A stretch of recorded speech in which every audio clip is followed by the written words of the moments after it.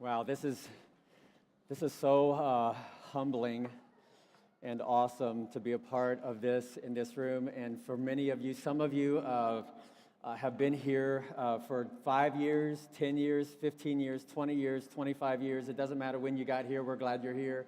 And you have experienced for the past 25 years, Graces Fellowship has existed in this community to help people connect to God, His church, and His world for the past 25 years. We have not compromised that message of grace that we have all received and want to communicate that message of grace to the community around us. We have developed a unique culture and community where people can find a safe place to encounter God and to think about their own life and their relationship with Him. It's all about that one who needs to know Jesus. It's all about that one, becoming a part of the story that God is writing and your place in that story and God writing your story. Some of you came to know Jesus in this place called Grace Fellowship. Some of you returned to Jesus. Some of you renewed your relationship with Jesus in this place. And many of you have worked very, very hard to be used by God to create opportunities, to make room for people to come and establish a relationship with Jesus Christ, to be connected to God, His church, and His world. Grace Fellowship has been a part of God's story, and it's a part of your story. How do you celebrate 25 years, a 25-year-old story in just a few moments? Whenever we do something like this, when we celebrate what God has done, what are we going to talk about? Who are we going to forget? What are we going to leave out? And what part of the story do we not have time to tell? And so this morning, I want to highlight three particular things that I think are a part of our story. And so I've asked Rose Wiersbe. Rose and Ron were there at the very beginning, and she remembers what those early days were like. Some of you experienced that. Many of you did not. And so we want you to know about your heritage and what happened to create this opportunity for you. So would you welcome Rose this morning as she shares our story?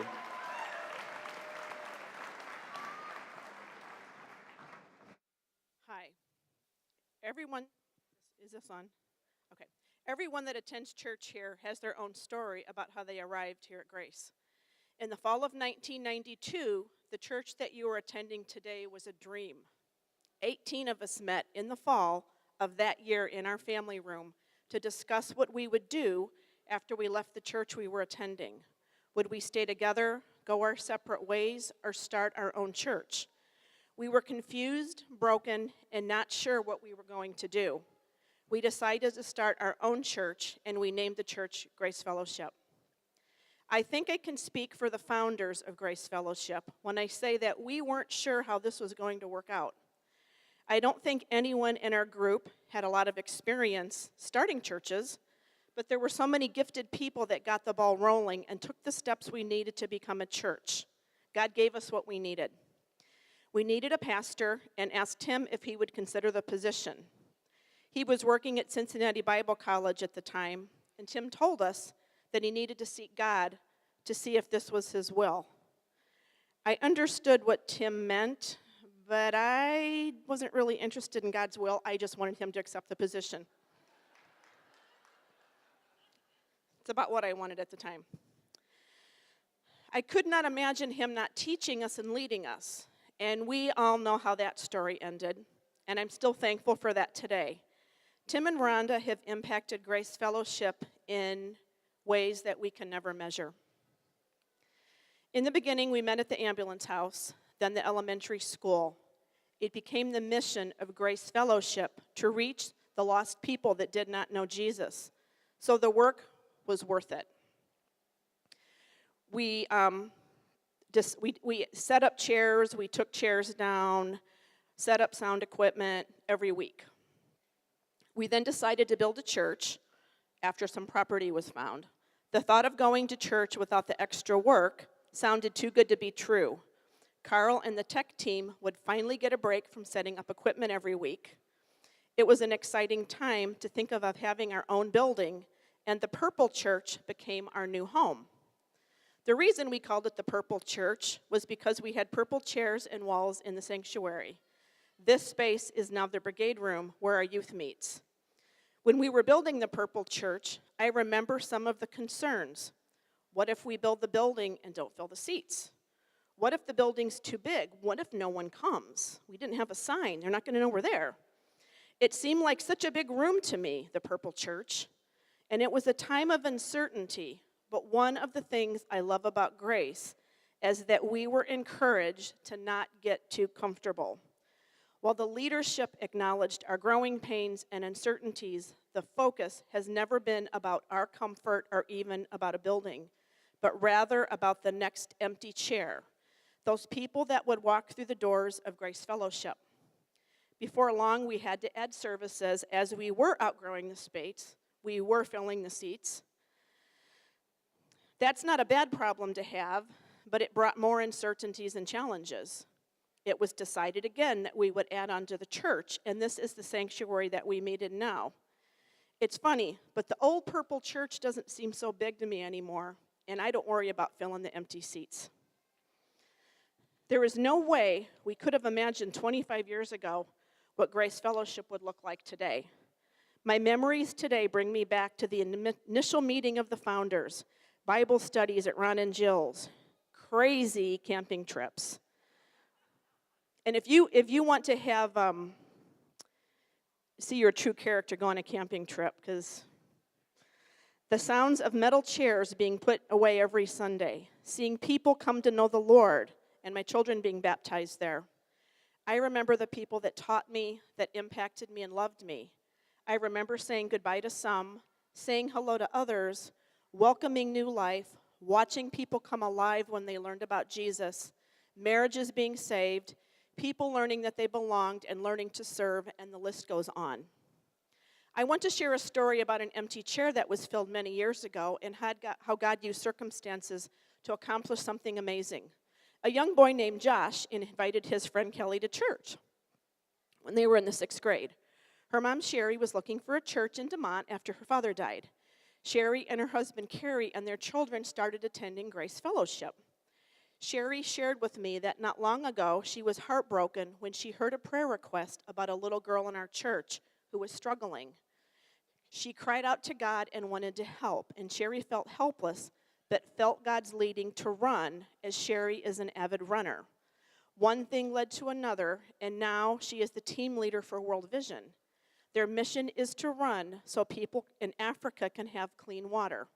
A group from Grace Fellowship ran last year, and they raised enough money for 525 people to receive clean water, and they will be running again in November for the cause. We cannot imagine what a blessing that this is to the people in Africa. We also do not know how God worked in the lives of those that ran or donated money, but Grace Fellowship is impacting a country across the world. Sherry's also running a 56-mile marathon in Africa to encourage sponsorship of children in Africa so more people will be blessed there. This is just one example of too many to even mention of what God has done at Grace Fellowship. I have seen what God has done when a young boy invited his friend to church, and it reminds me that nothing we do is wasted.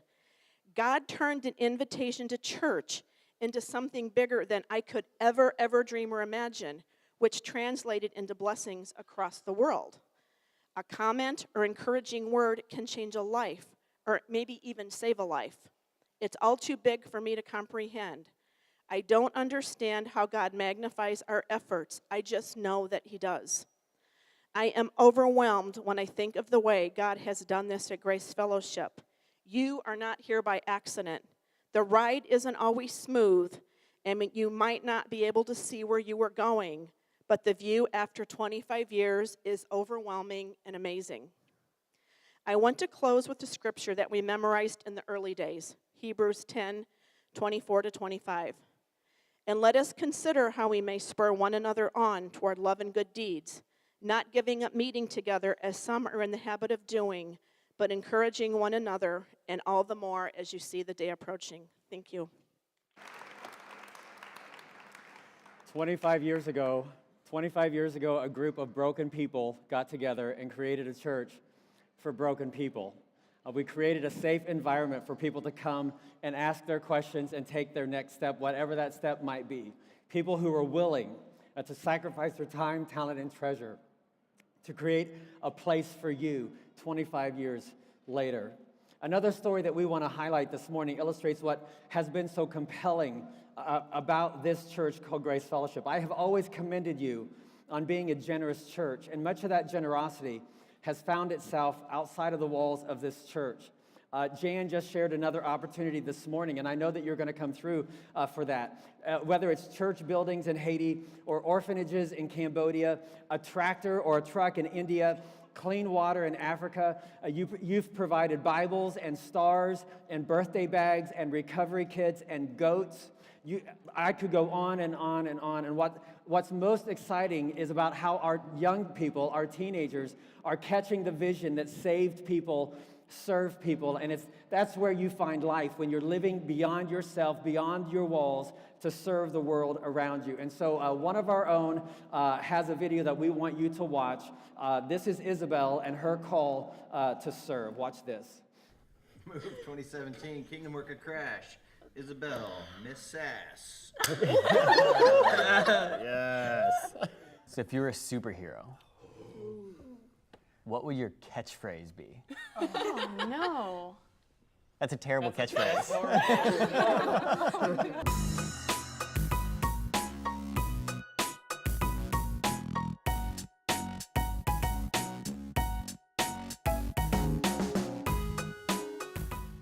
So I've always prided myself on being a good kid. I got straight A's, I did all the right things, but I was never happy with my performance. And because of that, I was not only really hard on myself, but hard on others around me. I guess I got caught up in trying to be perfect, but I really didn't realize exactly what I was doing until I got to Move 2015. At the end of the week at Move, everyone received a Kingdom Worker card, and mine said to get a group of students together and go into our school and meet 10 needs. So I had to pray a lot to God, and He answered in numerous ways, far greater than I had ever imagined. And one of them was through my basketball team. That year, everyone got team shirts, and on the back it said, "One team, one family, one mission." And so I kind of took that mission part a little differently than I guess it was intended. So I looked into our community and thought, which aspects are overlooked or lacking. From that came the idea for our team to go Christmas caroling in our local nursing home. But after that, I wanted to do more, so I went to my school's counselors and just asked if there were any needs that I could help meet. They were able to arrange for me to help tutor some students, and I'm really shy, and I really don't talk to anyone outside of my friend circle, anyone that I really don't know. So this was way out of my comfort zone. But from that, I was able to talk to and meet and help students that I wouldn't have otherwise really talked to. And after that, my counselor came up to me again with a list of things that students with families that are financially struggling needed. And I was able to get a group of students from my youth group, and we went Secret Santa shopping. As the year went on, my 10 needs became less things that I could do and more people that God had put in my path. And I've learned that Kingdom Work is not only the big projects, the mission trips and the fundraisers, but it's also the little things. It's listening and actually caring about people and serving people before yourselves. God has brought me to realize that it's not about me, that this life is not mine, and it never has been. The story is God's, and He's just chosen me to be a part of it. My name is Isabel, and I'm a Kingdom Worker.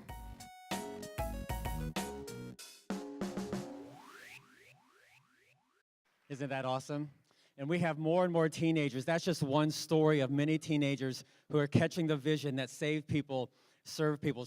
Isabel couldn't just sit and watch. She had to get out on the front line and use the gifts that God had given her. And here's the thing, friends. Every act of service, everything that you do is an open door, is an opportunity not only to share your faith, but to give them an opportunity to connect to God, His church, and His world. And it always comes back to that. It always comes back to the empty chair. It always comes back to who do you know who needs to know Jesus. It always comes back to your world and who needs a connection with God, His church, in his world. And that's how we want to close this morning. Danny and Jamie Tillerick are coming this morning to just give you one example of that happening here at Grace Fellowship. So would you welcome Danny and Jamie? Hi, how you doing? Jamie and I, we've been married 12 years now. We've been coming to Grace for a little over 5. A little bit of our backstory. We got together, I was 18 years old, she was 17. We went on our first date. It was the last day of school my senior year. And I'm not going to lie, I knew right away that she was the one I wanted to be with forever. But I was 18, I was like, all right, well, do not screw this up. Don't blow this. So we hung out that summer.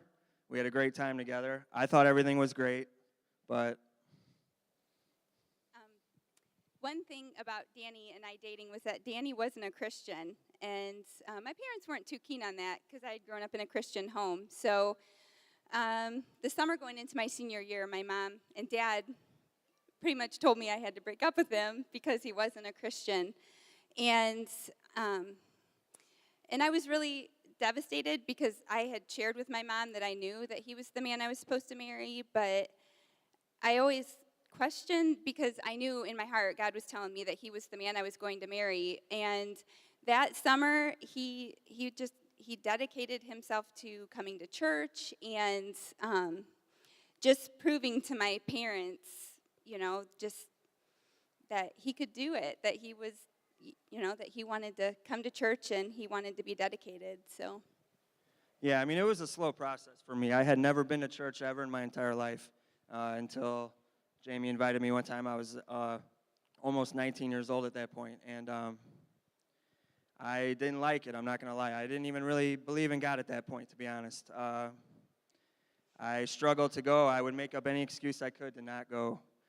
Fake illnesses, whatever I could do to not show up on Sunday. And when we broke up, I kind of realized that I was going to have to try to put forth an effort. And looking back, I mean, I did just enough. I wasn't really committed. I just kind of went to make her happy. And I kind of, we did it that way for a few years. I mean, we got married. I ended up winning her back, obviously.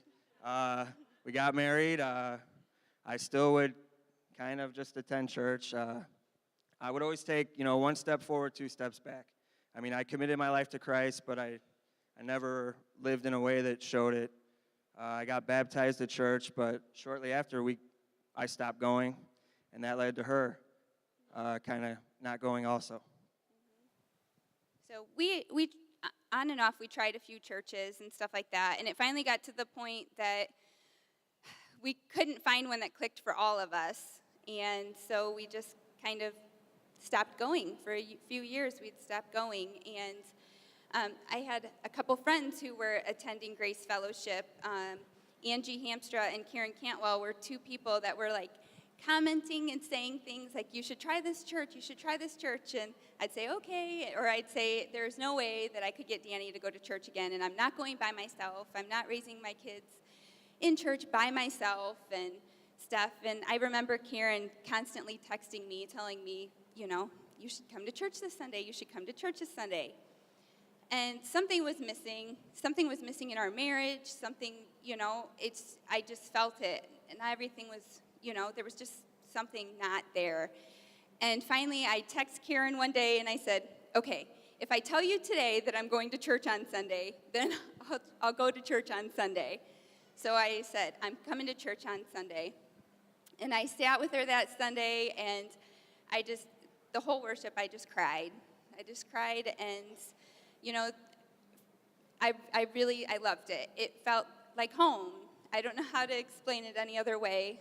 The kids loved it, and they were just excited to go back again. So I said, okay. And so the kids and I went for a few weeks, and one Sunday I got up, and I was taking the kids to church, and I walk in our bedroom, and he's getting ready. And I was like, what are you doing?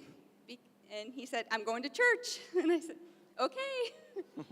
And so he came with me to church that Sunday, and Yeah, I mean, I saw how much she enjoyed it over the last few weeks, so I'm like, okay, I know she really wants me to go, I'll give it a try. So we come to Grace Fellowship, and my first impression, I just remember really enjoying the music. I remember looking around and just seeing so many people my age, and people with kids my age, that were our kids' age. And I'm sitting there listening to Pastor Tim preach, and I look down the aisle and other side of the building, and I'm doing one of these kind of things. And I see an old friend, or I thought it was an old friend. I wasn't sure if it was him or not. It was Trevor Jones. I'm sure he's here, but you guys all know Trevor. Trevor and I grew up in Lowell together. We hung out all the time. We used to play football at Reservation Park after school every day for years. And I don't know, about our freshman year, he moved away, or he moved down here to DeMont. And I hadn't seen him in a long time. It had been 15 years. So I'm looking, and I'm like, man, I think that's Trevor. No way that's Trevor. There's no way. Like, Trevor wouldn't go to church, And, he was probably, I'm sure he was saying the same thing about me. We've had this conversation a million times. But so afterwards, we're going to get our kids, and he comes up to me. Sure enough, it's Trevor. And we start talking, and we just kind of pick up right where we left off. Like we were back at the park hanging out. It was awesome. And he introduced us to his wife, Bethany, and their family.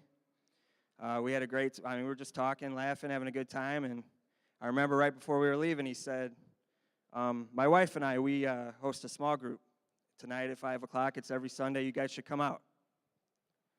And, here I am on stage. I'm going to confess a sin. I don't know what I said, but I know it was a lie. I made up some kind of reason why I couldn't go. I don't remember what it was, but I said, no, we're busy tonight, but maybe in the future. And we went home. We talked about it. We really enjoyed the church. And the next week, he invited us again, and we came out. And I remember going there, and there was quite a few couples. They were all about our age. They all had kids our age. And we're thinking like 2 or 3 couples, right? Yeah, it was a small church. Driveway, It was a small church, It yeah. was full of cars, and we're thinking, what did we just get ourselves into? Yeah, I didn't even know what a small group was. So I am like, well, this is bigger than the last church we went to, so okay. And I just remember there being a lot of, everybody was our age. They had kids our age, and I was listening to the stories. Obviously, we didn't talk much. I was really scared. But the struggles these people were going through, financial problems, marriage, struggling, raising young kids, the ups and downs of that, making time for your spouse, work, balancing work and making sure you come to church and things like that. These are all things that Jamie and I were going through. I was like, wow, these are the same struggles we have.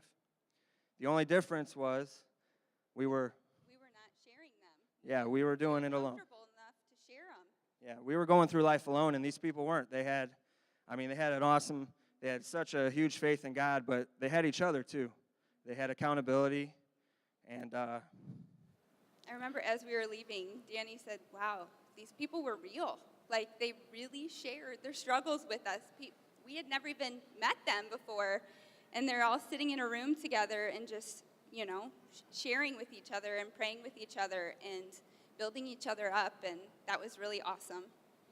yeah, and I remember just leaving. I was really excited, and we kept going, and we kind of never looked back from there, honestly. We've had our struggles. Don't get me wrong. A lot of the same struggles that we had back then, but now we know that we have each other. We have this awesome group of people here, all you guys. 6 years ago, I couldn't imagine standing up here talking to all you guys, and now here I am, and. It's all because of the people who stepped out and invited us here. Yeah. So thank you guys, and we look forward to the next 25 years.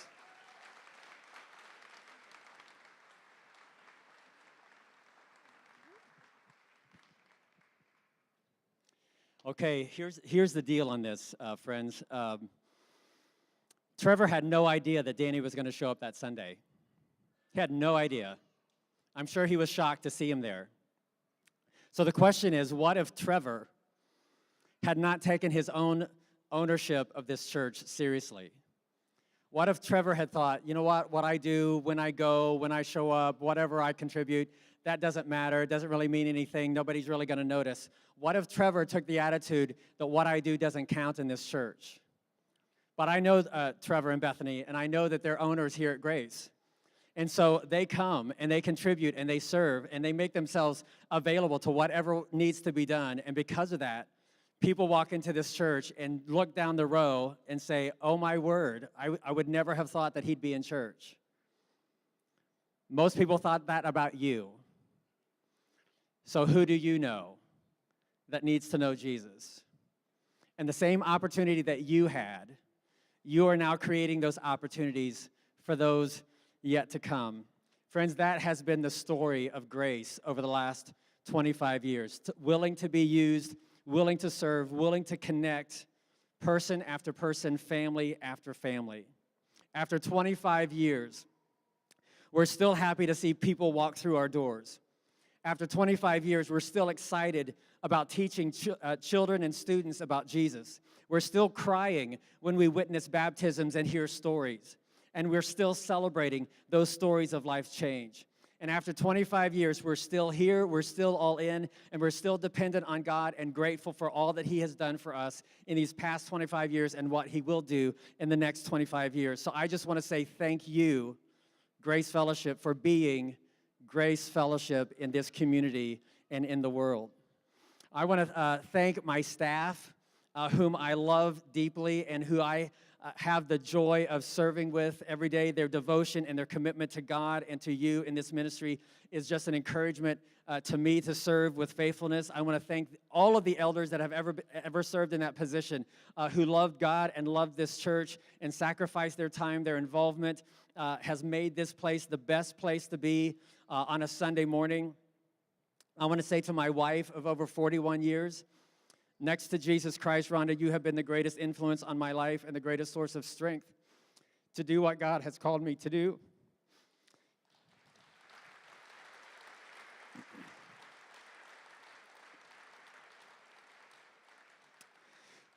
To my two amazing children who have borne the burden of growing up in a glass house.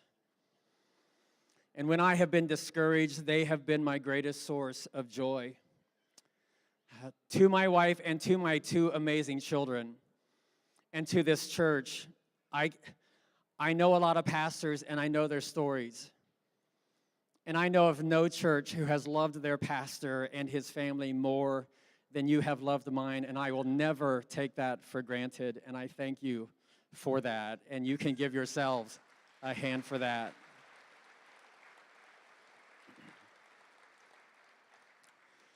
To my mother and father-in-law who have stepped in whenever needed and done whatever was asked of them. Whenever I would walk through the doors with the burden of this ministry on my shoulders, they never asked questions. They didn't supply answers or opinions. They've just stood in the wings for the last 25 years, praying and supporting and loving me. Most of you know them. They don't come any better than Ray and Patty Murphy.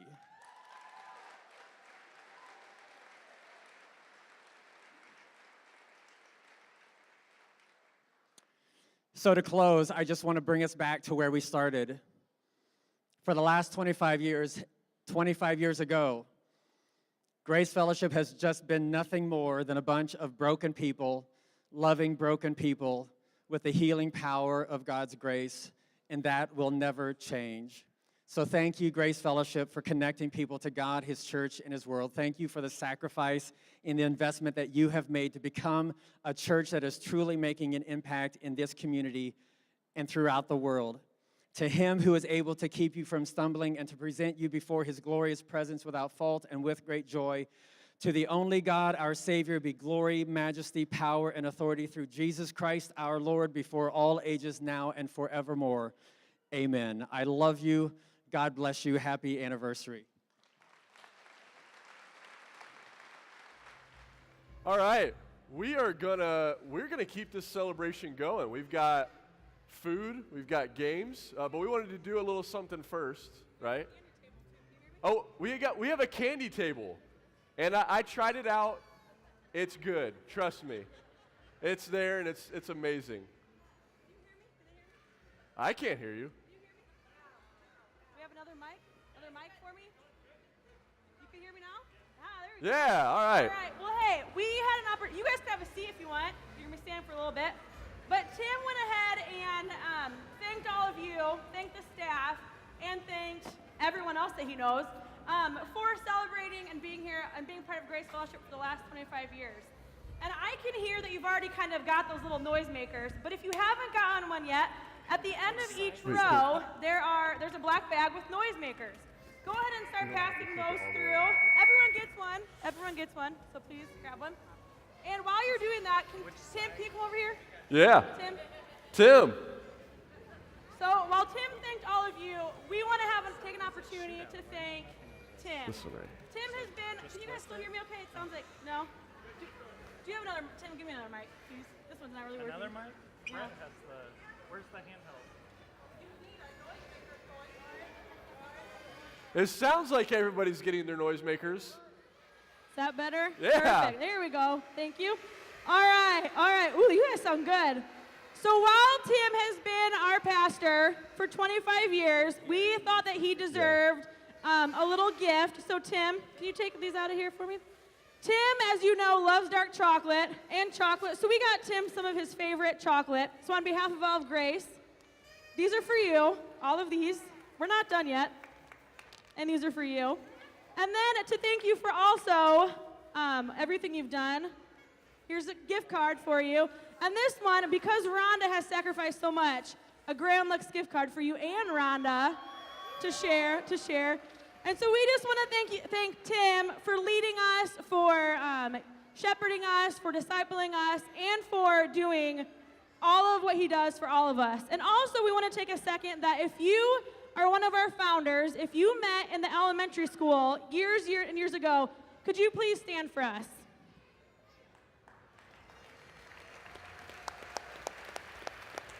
So what you are seeing these are the people who started Grace Fellowship, who have poured in time and energy and tears and sweat into this ministry. So thank you to all of you founders for laying the foundation so that we could be here today.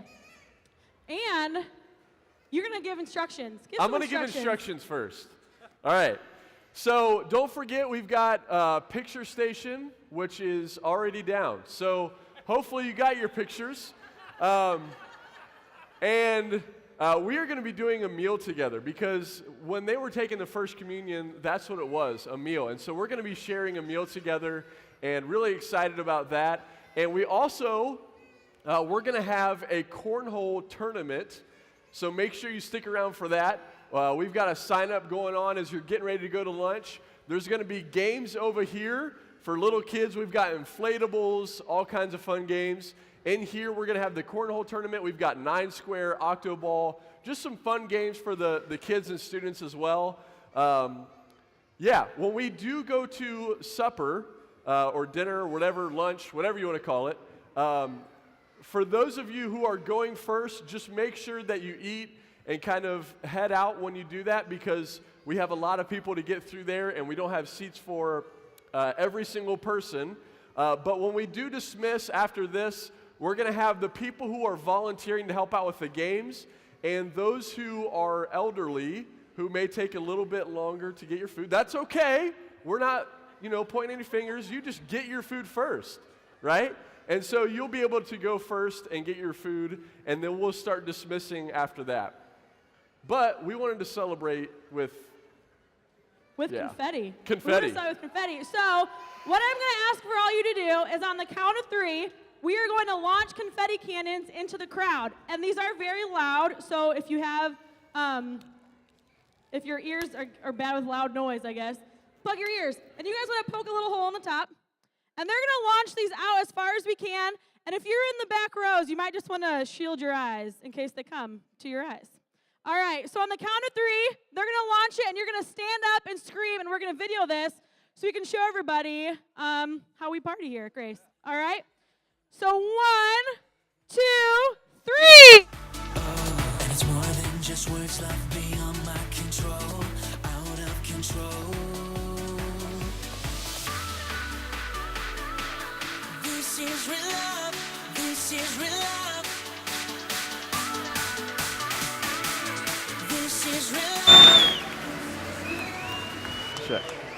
All right, so if you are volunteering or if you are elderly, you can go ahead and start to go get your food.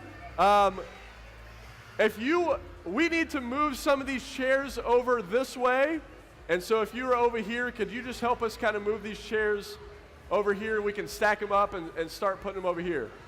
Thank you guys. Let's keep celebrating 25 years.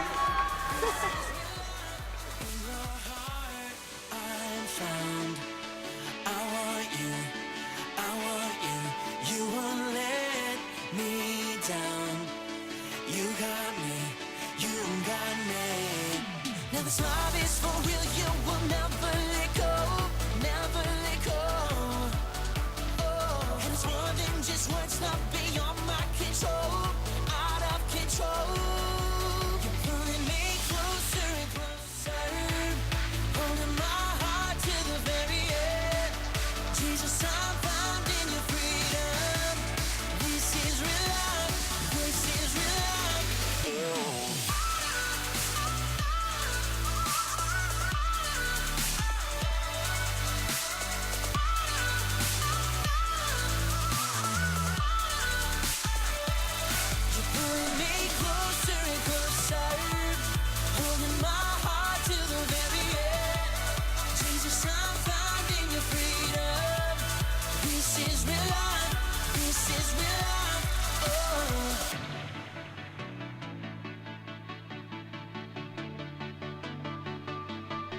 Staring into your eyes makes my heart come alive.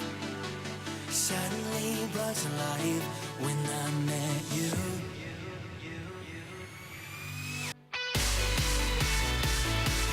This is real love, this is real love. This is real love, this is real love. Oh.